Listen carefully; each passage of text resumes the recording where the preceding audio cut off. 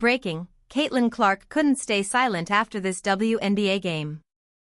And trust me, when Caitlin Clark speaks, the entire basketball world listens.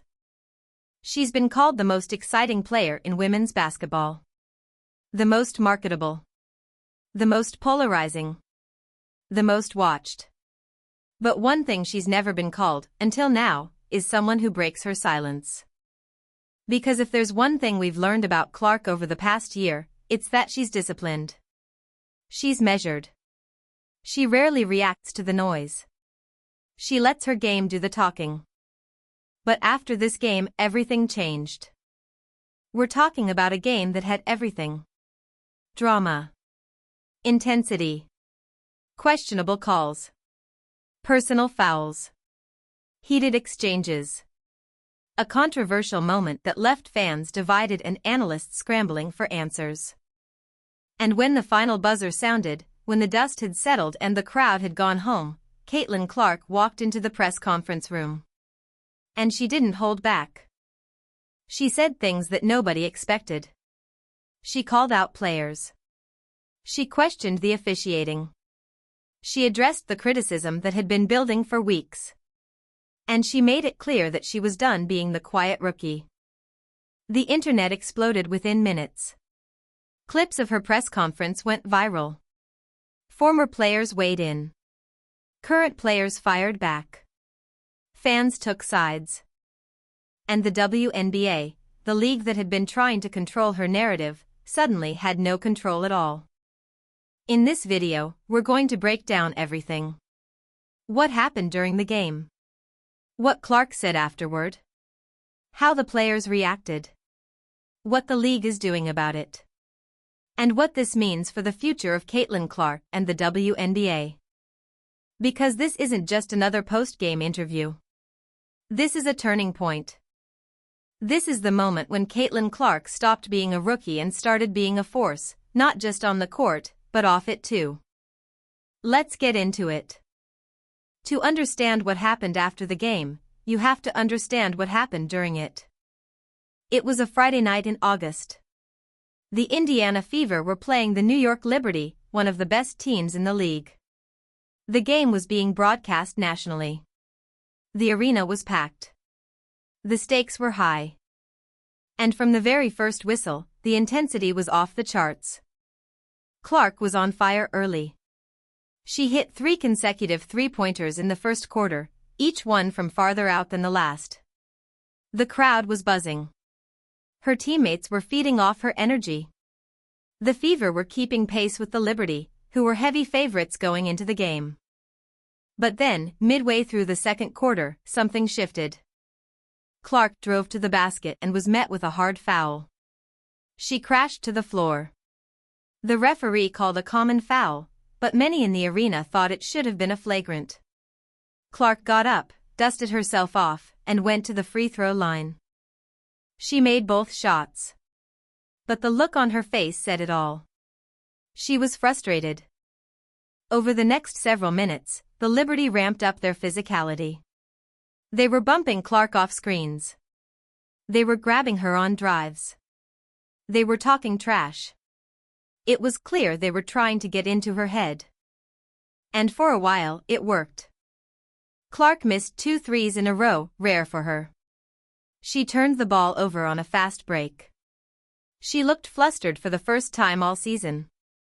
But then, with 2 minutes left in the third quarter, everything changed. Clark stole the ball at half court and raced toward the basket. A Liberty defender caught up and attempted to block the shot, but instead made significant contact with Clark's head. Clark crumpled to the floor, holding her face. The referee blew the whistle, but only called a common foul. The Liberty bench erupted in laughter. Some players were seen mocking Clark as she lay on the floor. That was the moment. Clark got up slowly. She walked to the free throw line. She made both shots, with blood dripping from her lip. And then she looked at the Liberty bench. She didn't say a word. She just stared. The stare said everything. The game continued. Clark played the rest of the game with a fire that was almost scary. She scored 16 points in the fourth quarter alone. She hit a step-back three over two defenders to tie the game with 30 seconds left. She then forced a turnover on the defensive end, diving for a loose ball and coming up with it.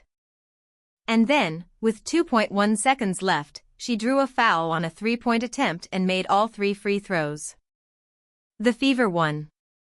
Clark had single-handedly dragged her team to victory. But the aftermath was anything but peaceful. The press conference started like any other.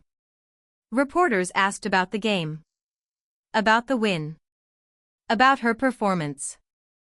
But then, a reporter asked about the hard fouls, the one to her head, the one that drew blood. Clark paused. She took a deep breath. And then she spoke, in a way that no one had ever heard her speak before. I've been quiet all season. I've let a lot of things slide. I've taken hits, literally and figuratively, and I've kept my mouth shut because I was told that's what rookies do. You take your lumps. You earn your respect. You stay humble. And I've done that. I've done all of that. But tonight? Tonight was too much. The room went silent. I'm not just talking about the fouls. I'm talking about everything. The disrespect. The cheap shots. The way players talk to me on the court. The way officials look the other way. The way the league, the same league that benefits from everything I bring, has done nothing to protect me. I'm done being quiet about it. The reporters were stunned. This was not the controlled, diplomatic Clark they were used to. She continued, I'm 22 years old. I'm playing against veterans who have been in this league for 15 years. I respect that. I really do. But respect goes both ways. And when I'm getting hit in the head and nobody on the other team says a word, when the referees just look the other way, that's not basketball. That's bullying. And I'm not going to accept it anymore. Then came the line that went viral. I didn't come here to be a victim. I came here to be the best. And if being the best means I have to fight the entire league, referees, players, executives, everyone, then I'm ready to fight. Because I've been fighting my whole life. The press room erupted into a frenzy of follow-up questions. Reporters asked about specific players, specific officials, specific moments. Clark answered them all, without backing down, without softening her tone. She called out the Liberty bench for mocking her. She called out the officials for not protecting her.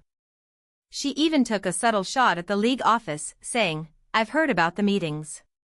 I know what's been said about me. And I want everyone to know, I'm not going anywhere. You can't push me out. You can't silence me. You can't control me. It was a stunning display of defiance. And within minutes, the clips were everywhere. Clark's press conference became an instant phenomenon. Twitter exploded. Instagram was flooded with memes and hot takes.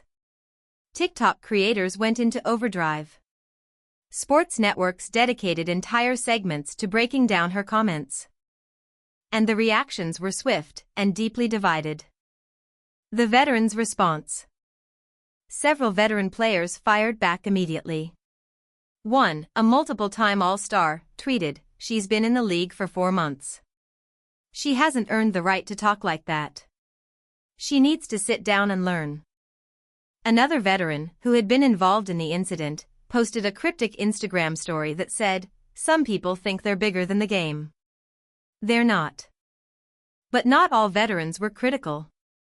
Some actually supported Clark. A Hall of Famer tweeted, I watched her press conference. She was honest.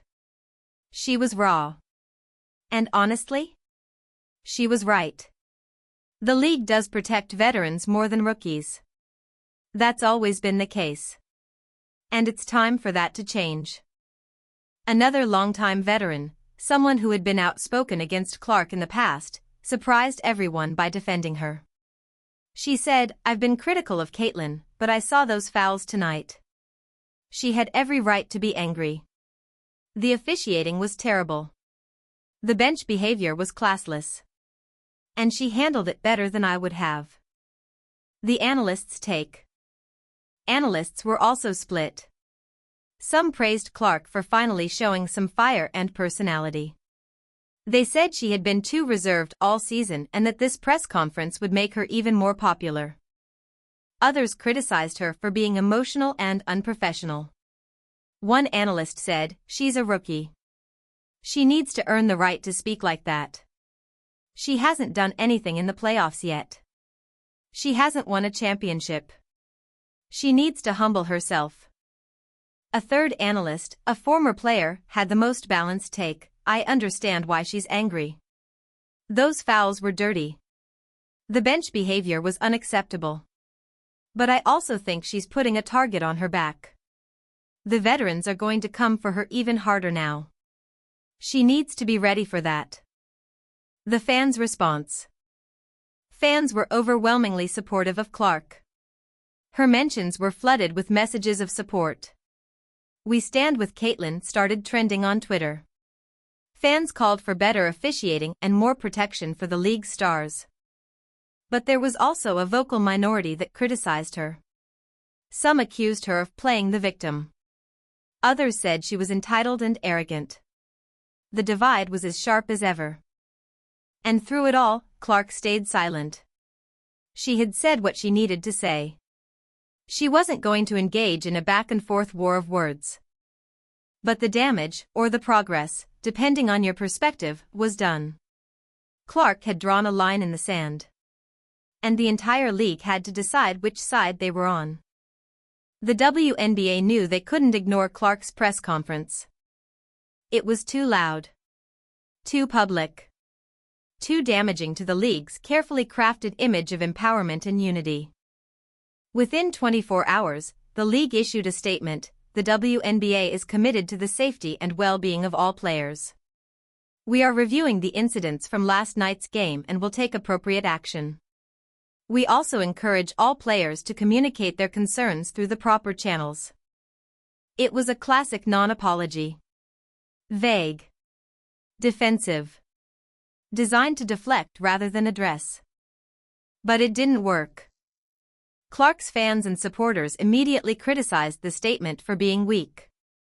They called for the league to do something concrete, to fine or suspend the players who had been involved in the incident, or at least to publicly acknowledge that the officiating had been subpar. The league, however, was in a difficult position. If they punished the Liberty players, they would anger the veterans, who were already suspicious of Clark's growing power.